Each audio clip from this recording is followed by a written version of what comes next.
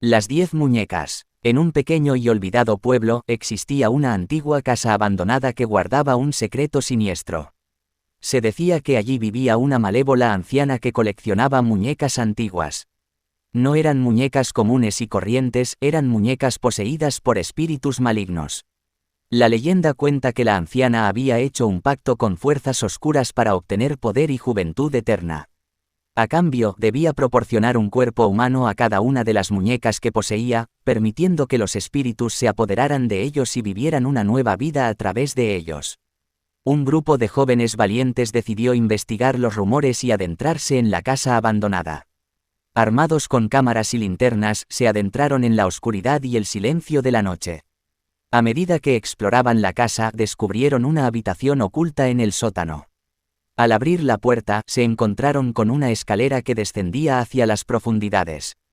Con valentía, bajaron y se encontraron con una macabra escena: 10 muñecas de porcelana, cada una con una expresión perturbadora y siniestra. Mientras los jóvenes examinaban las muñecas, sintieron que algo no estaba bien. Las muñecas parecían moverse por sí solas, sus ojos seguían cada movimiento de los intrusos. Era como si los espíritus atrapados dentro de ellas estuvieran observándolos. De repente, las muñecas cobraron vida. Saltaron de sus pedestales y comenzaron a perseguir a los jóvenes con cuchillos afilados en sus manos diminutas. Los gritos de terror llenaron la casa mientras luchaban por sus vidas. Uno por uno, los jóvenes fueron atrapados por las muñecas poseídas. Los espíritus maliciosos se apoderaron de sus cuerpos, convirtiéndolos en títeres humanos controlados por la anciana y sus muñecas malditas. Solo uno de ellos logró escapar de la casa infernal. Corrió a través del bosque, sintiendo la presencia oscura persiguiéndolo.